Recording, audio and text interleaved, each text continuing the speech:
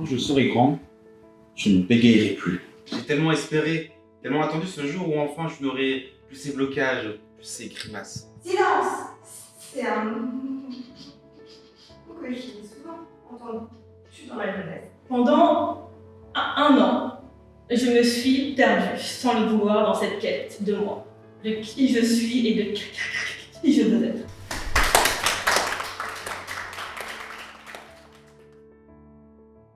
Toutes ces personnes que vous venez d'entendre ont ce qu'on appelle un bégaiement ou un bredouillement. C'est un trouble de l'élocution qui affecte la fluidité de la parole. Les personnes bègues répètent souvent des syllabes ou hésitent avant de prononcer un mot ou sont parfois même dans l'incapacité de sortir un mot. Ce qui me fait peur, moi, c'est tous les autres candidats qui ont eu le prix du jury, alors qu'on n'est même pas allé en finale, nous. C'est terrifiant. Il y a vraiment un petit gap de... Il y en a trop. Tous ceux que vous avez entendus participent aussi au programme Tous éloquents, un concours d'éloquence des personnes qui possèdent un handicap. Comme vous avez pu l'entendre, ils concourent tous dans la catégorie bégaiement. Il est organisé par l'association Éloquence de la différence et j'ai notamment eu l'occasion d'y assister. Avec mon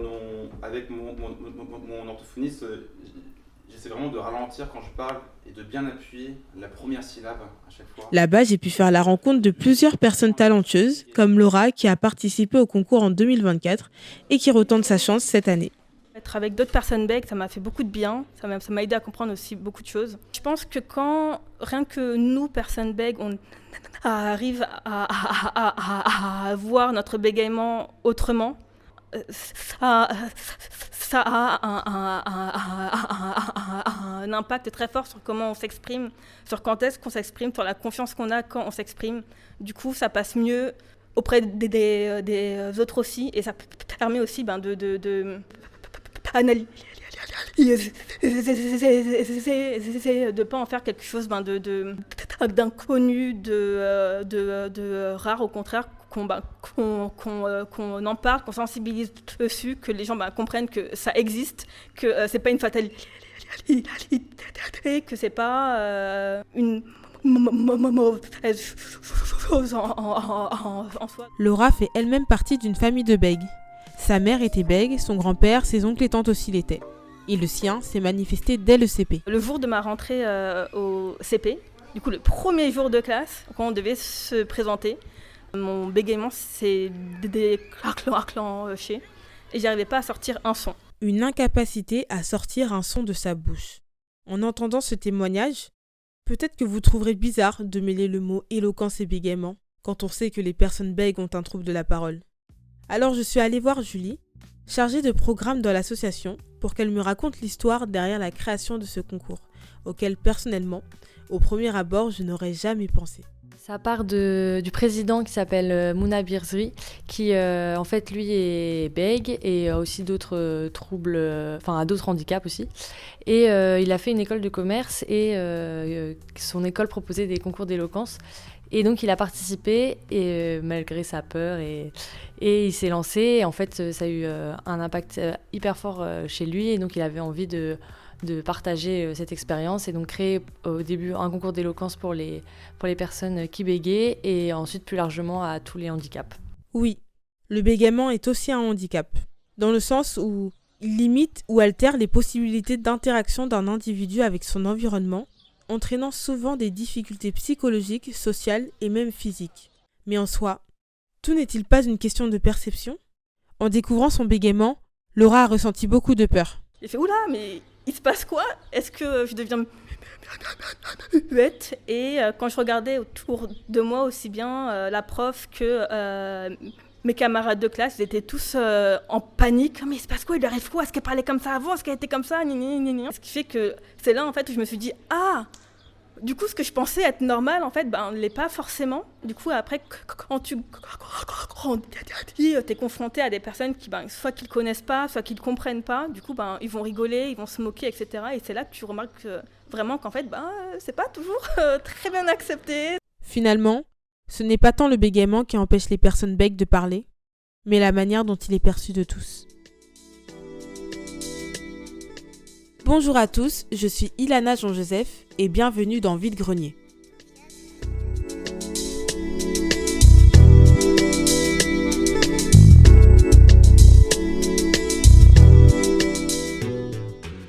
Après ce concours d'éloquence, j'ai décidé de m'attaquer au carton du bégaiement avec Alexandre Cassante, co-délégué de Paris de l'association Parole Bégaiement, qui est lui aussi bègue.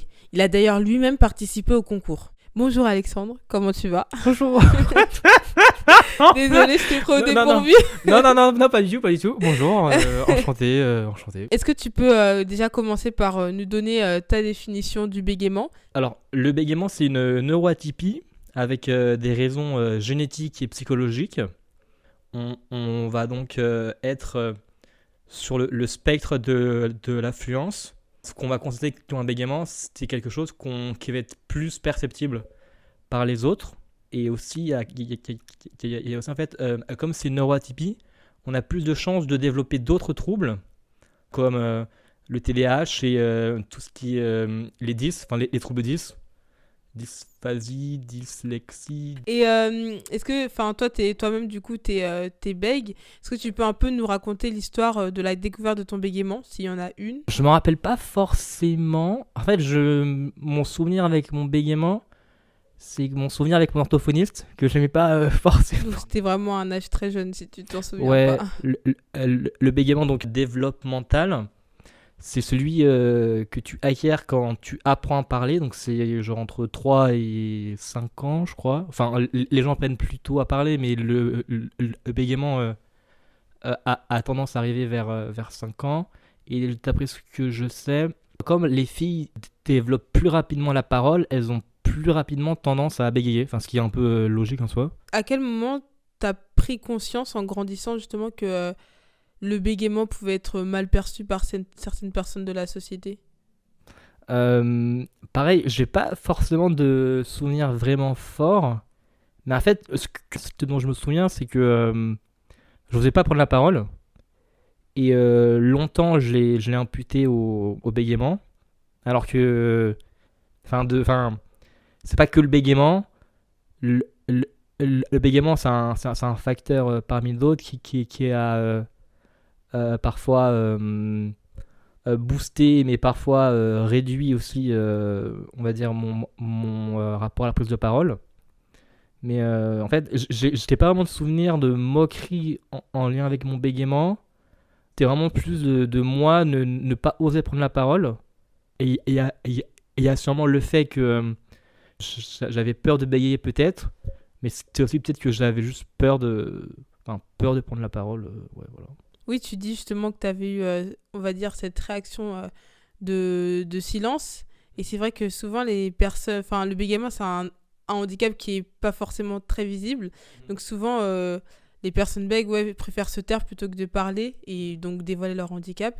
Toi, en plus du fait d'avoir du mal à t'exprimer en public, enfin à parler, quoi, est-ce que tu avais d'autres combines justement pour camoufler ce bégaiement? En fait, il faut savoir que le bégaiement, c'est un handicap, c'est reconnu.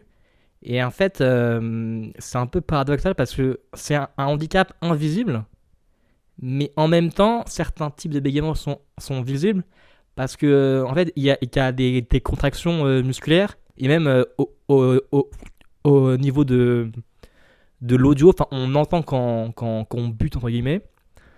Il y a tout ce qui est le concept de comportement tranquillisateur. Quand tu butes, en fait, tu vas dire une petite phrase ou tu vas avoir un petit geste ou pour détendre ton interlocuteur et toi. C'est par exemple dire, je vais dire bonjour, je veux du pain. Oh là là, je veux vraiment ce pain. Ok. Justement, en parlant de ça, on va parler aussi du regard des autres par rapport au bégaiement. Est-ce que toi, ça a influencé un peu ton estime de toi ou même ta manière d'agir en général? Oui. En fait, moi, j'ai vraiment eu un problème et j'ai encore de légitimité à m'exprimer en lien avec le bégaiement. Mais c'est aussi parce qu'en fait, je ne percevais pas la valeur de ma parole. Il y a tout ce qui est, on va dire, avoir une parole claire, mais au niveau auditif, mais aussi du sens. Et en fait, on m'a souvent dit que j'étais dans la lune, bizarre, con. Beaucoup de cons. Et en fait, c'était ma parole que je la valorisais pas. Et en partie, il y avait le bégaiement, mais c'est pas que le bégaiement, quoi. C'est plus profond. Ouais, Je c'est vois, more, ouais. more deep. Est-ce que le bégaiement, ça se soigne? Et toi, t'as déjà tenté de... Enfin, est-ce que tu tentes, même actuellement, de soigner ton bégaiement Alors, enfin, la plupart des personnes qui ont eu un bégaiement donc au stade développemental, donc en gros jeunes, la plupart vont le perdre, entre guillemets. Mais en fait, on le perd jamais véritablement et il y a toujours, on va dire, ce risque de bégayer, enfin de recommencer à bégayer. Après, ce qu'il faut savoir quand même, c'est que à partir du moment où le bégaiement s'installe entre guillemets quand tu es adulte, il y a plus de chances que tu vas le garder toute ta vie. Et donc là, c'est vraiment un enjeu d'acceptation. Et juste pour la petite raison, d'après ce que j'ai compris, c'est parce que c'est en lien avec le cerveau, sa plasticité. Et en fait, quand tu es adulte, tes chemins neuronaux sont on va dire, formés. Et en fait, pour enlever une habitude, entre guillemets, c'est beaucoup plus compliqué, voire impossible, quoi. Mais après, il y a toujours enfin, il existe chez certaines personnes des mécanismes où en fait, ils vont faire énormément d'efforts pour vraiment contrôler leurs paroles. C'est ce qu'on appelle le bégaiement masqué. Donc c'est un autre type de bégaiement, entre guillemets. Pour ces personnes-là, le bégaiement n'est pas perceptible, mais eux, en leur fort intérieur, donc, ils vont en fait, c'est des efforts en permanence au quotidien pour trouver des chemins de mots ou pour en fait se prémunir de bégayer, quoi. Mais c'est énormément d'efforts. C'est aussi pour ça que le handicap invisible, c'est assez caractéristique du bégaiement, vu qu'en fait, il est encore plus invisible quand justement c'est un bégaiement masqué, quoi. Mais pour autant, il y a énormément de souffrance, quoi. Mais comment on peut soigner le bégaiement avec... Enfin, je sais pas, est-ce qu'il y a des méthodes pour ça? En fait, il faut aller voir des professionnels de santé.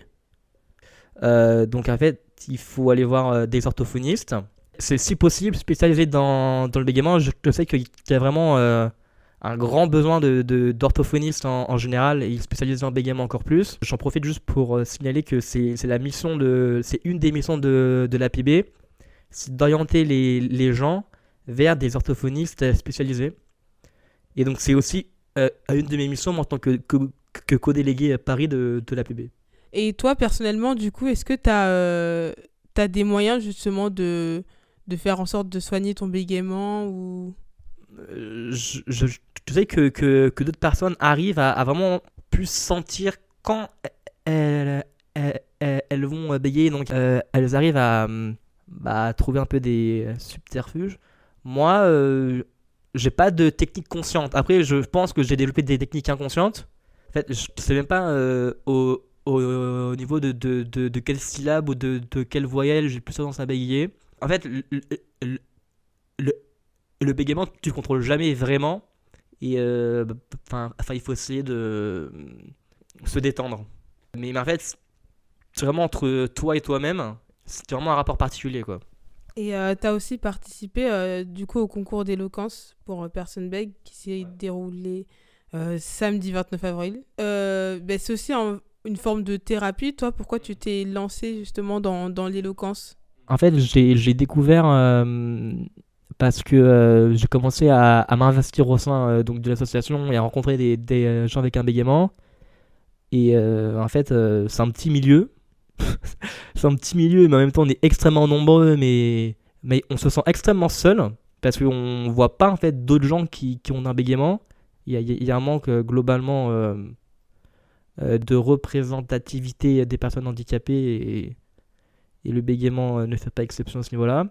C'est un concept un peu flou, l'éloquence du bégaiement, parce qu'on n'a pas tendance à associer ces deux termes. Et pourtant, ça a changé ma vie et ça a changé la vie de beaucoup de gens. En fait, ça permet aux personnes de se réapproprier leurs paroles dans un cadre extrêmement bienveillant et de montrer que même nous, on peut être éloquent et que tout le monde peut être éloquent. Qu'est-ce que ça fait, qu'est-ce que ça représente pour toi justement de parler devant un public, que tout le monde t'écoute, de pas forcément être interrompu, que l'intention soit vers toi, quoi. Qu'est-ce que tu as ressenti au moment où tu es passé sur scène? En fait, avant, t'as un stress de dingo. Mais t'es préparé, t'es soutenu, hein. Mais t'as un stress de dingo. Après, quand tu montes sur scène, t'es un peu en autopilote. Et après, genre, t'as un soulagement. Et tu dis, yes, bah, je l'ai fait. Et tu te dis, bon, bah, t'as l'impression que je l'ai bien fait parce que des gens applaudissent. Après, je suis passé par politesse ou. En fait, t'as un shot d'adrénaline. Et t'as une grande fierté, ouais, une grande fierté. En plus, il n'y a pas que vraiment le discours, il y a aussi l'action d'aller devant tout le monde. Ça, c'est vraiment quelque chose de courageux. Donc, je pense que même les applaudissements, ils applaudissent pour ça, quoi. Donc oui, tu es aussi co-délégué de Paris, de l'association Parole Bégaiement. Donc déjà, depuis quand tu es dans l'asso? Et surtout, pourquoi tu t'es engagé dans cette association? Moi, je l'ai découverte l'année dernière, en octobre 2023. Parce qu'en fait, je me suis dit, je veux rejoindre une association. Et t'avais rejoint en gros la Croix-Rouge, mais je me suis dit, j'en veux plus. Je vais être utile. En fait, je me rappelle vraiment, t'avais mis sur internet association bégaiement. Et en fait, je me suis dit, est-ce qu'une association pour le bégaiement existe? Et genre, j'en ai pas conscience, quoi. Et donc, j'ai mis association bégaiement, bénévolat. J'étais tombé sur une offre d'emploi, une offre pour un comptable. Au final, le besoin avait déjà été comblé. Et donc voilà, mais on m'a parlé de l'asso, on m'a dit, on m'a invité à venir, incité à venir à la journée mondiale du bégaiement qui est en novembre. Les JMB, c'est international et c'est un peu un temps fort de l'APB. Et en fait, en gros, c'est des événements où on se réunit. Orthophonistes, personnes avec un bégaiement, proches de personnes avec un bégaiement, personnes avec un bredouillement aussi, il faut le signaler. On peut faire des rencontres avec soit de l'improvisation, soit la visionnage de films. Et oui, tu disais que justement le fait de te retrouver avec... de voir que tu n'étais pas le seul à bégayer, qu'il y avait beaucoup de gens, ça avait beaucoup joué justement dans le fait que tu sois dans l'association. Ouais. Est-ce qu'il y a autre chose que l'association t'apporte en plus de cet esprit de communauté, on va dire, avec les autres personnes? En fait, je me valorise personnellement et en fait, je prends confiance en moi parce que je prends conscience que ce que je fais, ça a du sens, c'est valorisé et j'agis, quoi. Et en fait, il y a ça aussi, c'est que j'ai souvent eu du mal à agir. En fait, j'ai beaucoup d'idées, mais je n'agis pas. Mais les associations en général et l'APB, c'est des associations qui te donnent, qui te font confiance. Et tu peux t'impliquer sur les sujets que tu veux. Et tu peux faire, quoi. En fait, c'est ce petit coup de pouce qui fait qu'après, pour moi, j'ai commencé à gagner confiance en moi. J'ai fait des rencontres exceptionnelles. Et justement, oui, l'association Parole Bégaiement, elle sensibilise beaucoup sur le bégaiement. Comment elle s'y prend? Quelle action elle mène notamment? La petite particularité de l'APB, c'est en fait, elle comprend à la fois des personnes avec un bégaiement, leurs proches, des personnes avec un bredouillement et des orthophonistes. Et en fait, même au sein du conseil d'administration et au sein des délégations locales, on promet une sorte de parité entre personnes avec ce trouble et des professionnels de santé pour sensibiliser au maximum. Et en fait, c'est vachement complémentaires parce que en fait c'est deux visions différentes mais en même temps qui se complètent. Les actions de l'APB, elle va soutenir des projets comme par exemple des courts-métrages, des films. Elle va aussi soutenir la mise en place de projets associatifs, comme par exemple l'éloquence de la différence qui était avant l'éloquence du bégaiement. Et voilà, aussi elle participe aux journées mondiales du bégaiement, mais même elle sensibilise aussi au niveau de l'éducation nationale. L'APB produit plein de plaquettes. Et en fait, vraiment beaucoup de ressources sur la sensibilisation au bégaiement, sur qu'est-ce que le bégaiement et comment mieux vivre quand t'as un bégaiement, l'accompagnement des proches, des parents, parce que c'est également compliqué pour eux en tant qu'aidants. Il y a beaucoup de préjugés qui reviennent souvent sur les personnes bègues. Et selon toi, comment vous pouvez répondre à ces préjugés? Il y a une phrase souvent qu'on dit qui moi, me fait tiquer. C'est quand par exemple une personne elle bute sur quelques mots, on lui dit ah là là, arrête de bégayer, dans le sens où sa parole n'est pas crédible, ou en fait c'est une manière de diminuer ses propos quoi. Et en fait c'est peut-être aussi une forme de comportement tranquillisateur pour personnes sans bégaiement quoi. Et en soi c'est ok, mais de la manière aussi ça participe à une sorte de stigmatisation, j'ai l'impression. Le bégaiement on le contrôle pas et en fait on peut rien, enfin on n'y peut rien quoi. Et genre c'est tellement injuste d'être jugé, discriminé sur un truc que tu contrôles pas. Et donc voilà. Et un des moyens justement de te sensibiliser à ça, c'est en fait c'est à nous, communauté et personnes qui souhaitent te mobiliser à ce niveau-là, de mettre en lumière le bégaiement, d'expliquer, de sensibiliser, et qu'en fait je suis persuadé que les gens en fait savent pas, et en fait même les gens avec un bégaiement ne savent pas. Enfin moi-même j'ai énormément appris dernièrement. Si vous voulez un petit jeu au niveau des parents ou même une activité, je sais qu'il y a une orthophoniste, une super orthophoniste, Sarah Hervé alias Sarah Ortho sur Instagram il me semble. Elle a mis en place un petit jeu de cartes. J'ai plus le nom exact, mais c'est justement pour choper des sortes de clés pour réagir à des remarques préjugées quoi.